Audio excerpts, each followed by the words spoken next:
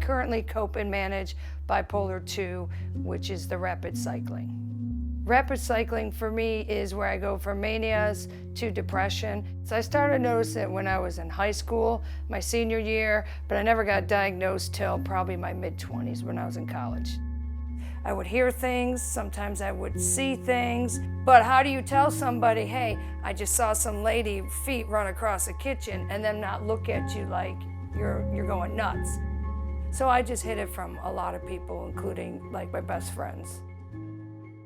I describe mania for me personally is a hamster wheel. If you've ever seen a hamster go in that wheel and how they pick up speed, well, that's how my brain goes and that's how my thoughts go. Also, another side of mania for me could be where I get very irritable and I really have to isolate myself. And mania is just having a whole list, like 10 things to do, and then just going through all of them as fast as I can, but not completing them. The longest mania that I had was 5 days where I didn't sleep, not even for an hour. I've tried everything that I could during that mania episode and nothing would work. So I stayed up for 5 days and it just was miserable. I wanted to sleep so badly, but my mind won't shut off because the pain is hard to describe to people, and it actually physically sometimes hurts my head because the thoughts just don't stop. One time I went on a shopping spree in a mania moment during college and I spent $1,000 within like a half hour. And really the only thing I remember buying that was the most exciting for me was a different color toothbrush for every day of the week. And for me, it's also just racing thoughts, but it's racing thoughts of the same thing over and over. I think it's more of, oh my gosh, what if I forget that? So it might be something as simple as call the doctor for an appointment, but then I'd write it 5 more times on another sticky note. But with the mania, for me, what comes up always has to come down. So as soon as my mania is done, then I go into a little bit of a depression because it, boom, slams right down. It's a very dark place. It's like almost like there's no sun to brighten me up. I can't get up. All I do is sleep, and then all I do is cry. And it's just nonstop crying. And it's just hopelessness. You have no motivation. Like I said, I don't eat, I don't take a shower, I don't want to see anybody. I've been in recovery for a while, so I haven't been in that type of place for a long time, which is great. But back when I was, it just really was. And, checking myself in was the best thing that I did for myself. And that's when I was diagnosed. It was Christmas, and I had such a depression after my suicide attempt. And then I woke up the next day, I thought to myself, I was so dumb, I couldn't kill myself right. And for me personally, the pain just never went away, so I had to find a different way to get rid of the pain. So then I started doing some self-harm, so I started cutting on a regular basis. And so when I sat my parents down that Christmas, I just was point blank and told them everything. And then I just told them that I had been working full-time at that point doing the fitness coordinator. I was trying to save up for them to pay for the funeral. Pay for my funeral, because in the back of my mind, if they had enough money for the funeral cost, they'll be fine, they can move on. I mean, that's how I rationaled everything with my suicide attempt. And you would think I wouldn't have thought that way, I just dealt with someone that took their own life, a good friend of mine. The pain can get that unbearable. So I could kind of understand why he did what he did. Not that I condone it by any means, because I don't, but at that point I could relate more to why he did what he did. Then I sat down with him and just told him if I didn't get help, that I was going to be another attempt. And so we left that evening and checked myself into one of the hospitals back in Buffalo, where I'm from. The National Alliance on Mental Illness. NAMI had support groups, so I started going.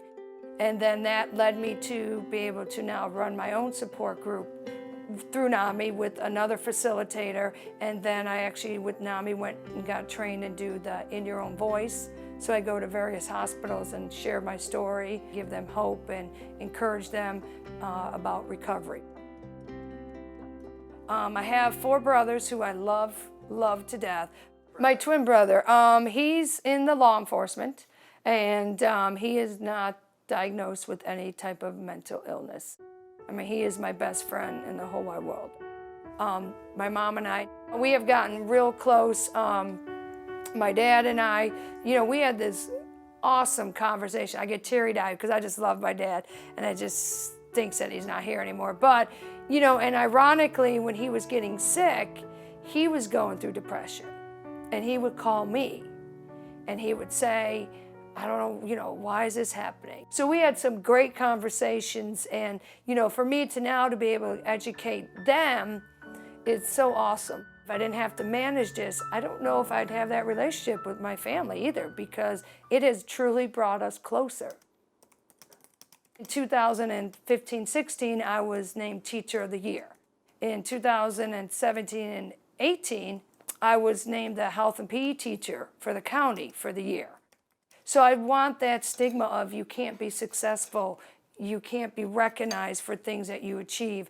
That has to go away. It is not easy. I'm not going to sit here and say it's a piece of cake for me, because it's not. But I tell people, I think had I not managed this illness, I don't know if I would be where I am today. I really feel like it's put a fire under me to be successful, to prove people wrong, to fight this stigma. Every now and then, I'll still have episodes. The best part is the fact that I'm in recovery, in the sense that, so I take my medication and then I go to counseling. I'm the type that needs structure. The more free time I have, that can set me kind of in a mania, because I start to think too much. And then I just, work out and hang out with friends. I just use various coping skills to keep me in my recovery. And then people would say, well, what's recovery to me? Well, recovery to me is just staying out of the hospital. The support groups really help me, just hanging with my friends. I think it's important with the youth that, again, we have them be open. If you feel like you're depressed, go get help. It's going to sound cliche, but it does get better. Seek help. There's hotlines. NAMI's support groups are free. They have classes that are free. And love yourself. I think the biggest myth is that we're crazy. I hate that myth. I hate the fact that anybody with a mental illness is crazy and that people should be afraid of us. We are not to be afraid of. I'm probably one of the most compassionate people you will ever come across. I did a blog one time, and it says, my first tattoo covers my scars, but not my journey. And this is my journey. So what I did was I got a tattoo, and it says strength.